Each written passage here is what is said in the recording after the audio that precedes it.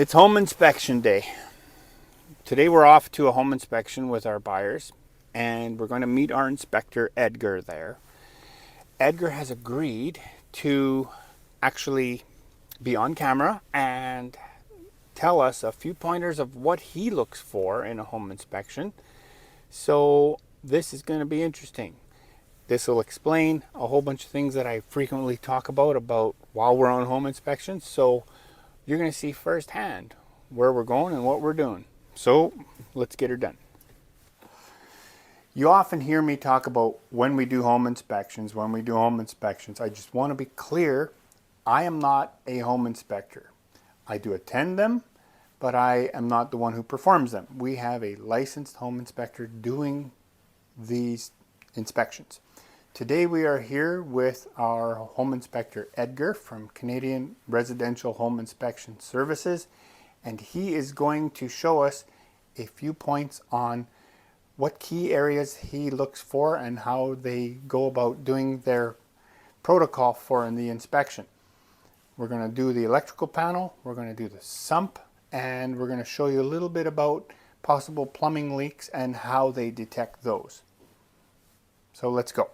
So whenever I open up an electrical panel, I want to make sure that the wiring is connected properly, or any of the wiring has any scorch marks or any burn marks or any loose connections inside the electrical panel.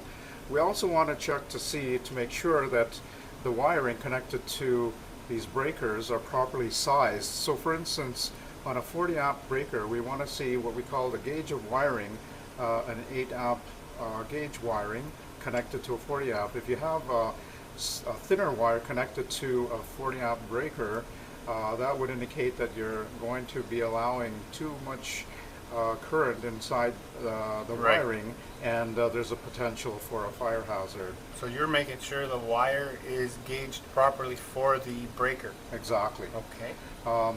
So all these connections seem to be properly connected, and the other thing that we like to watch out for is to make sure that each of these breakers have only one wire connected to them.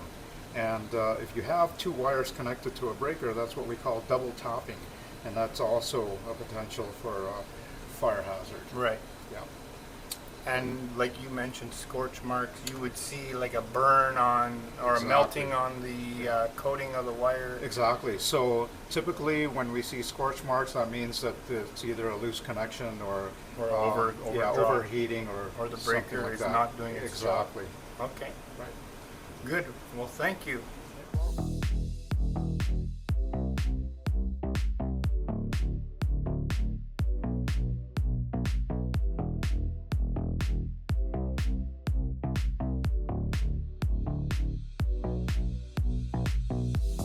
This is a sump pit, and inside at the bottom of the sump pit is our sump pump. And most of the homes that were built since 1988 would have to have a sump pump. Prior to that, there was no bylaw that required sump pumps, but now most of the newer homes we have this. So This one looks pretty new. Yeah, it looks like a newer pump, so they must have had it replaced at one point in time. Inside the sump pump, I'm looking for to make sure that if there's any water inside, that it's not too high inside the pit. What we don't want to see in a pump, in a sump pit, is that if the water is more than halfway up in the well here, then that might be an indication that either the sump is not working or the switch below, which you can see down underneath there, is not functioning properly or is not set to a proper height. So down at the bottom, in order to test these sump pumps, what we want to do in this type of sump pump, there's a flow switch down at the bottom where you can lift up through a rod, and when you lift it up underneath this cylindrical object here, you can lift up the float switch and you can listen for the pump to turn on, and you can extract all the water and make sure that it's in working condition. Now, you should check sump pumps. We recommend at least once every month or every other month, especially during the summertime or when it's heavy rain. And you should start at least during the spring after the snow melts. You should also, good idea to check it during the winter months as well, if there's any warmer weather that could potentially have water inside.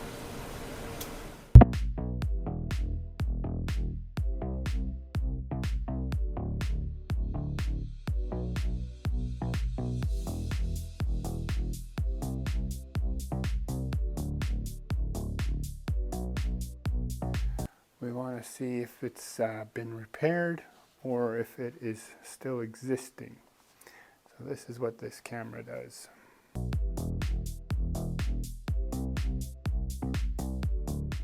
So we're still down in the basement. This is where most of the inspection happens. What he has done is scan this with the thermal camera, and we've actually found a little spot of interest. So he is going to double check that using an actual moisture meter.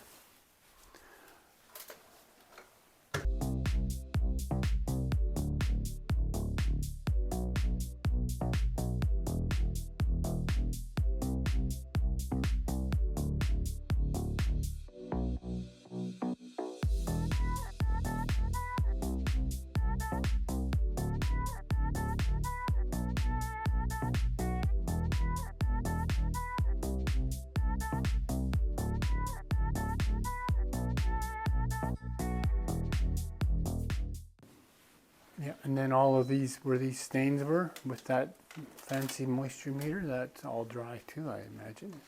Yeah, well, the infrared didn't pick Yeah. up anything, so yeah, that's all. Yeah, there's not. Whenever that happened, that was when that occurred, but there were no other signs currently of any indication. So it's safe to repair this and Yep. paint over this, Yep. and they should be happy. Yeah.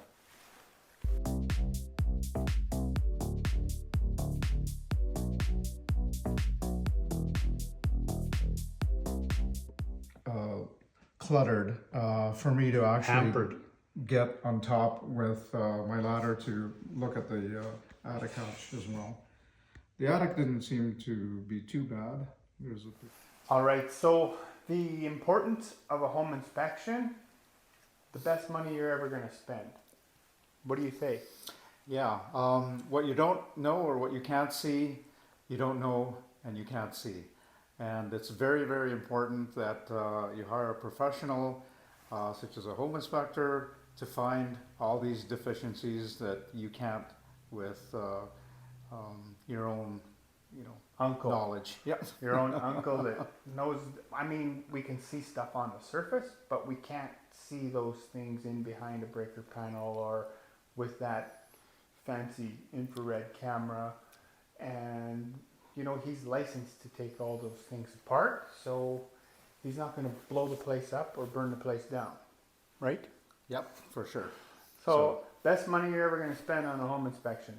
Peace of mind, even if you don't find anything major, there's always that small little list that you have to work on once you move in. You can go through your home inspection, say, oh, I needed a new switch over there, or I had a little drip under my sink, I need a new tap in this bathroom, and all those little things.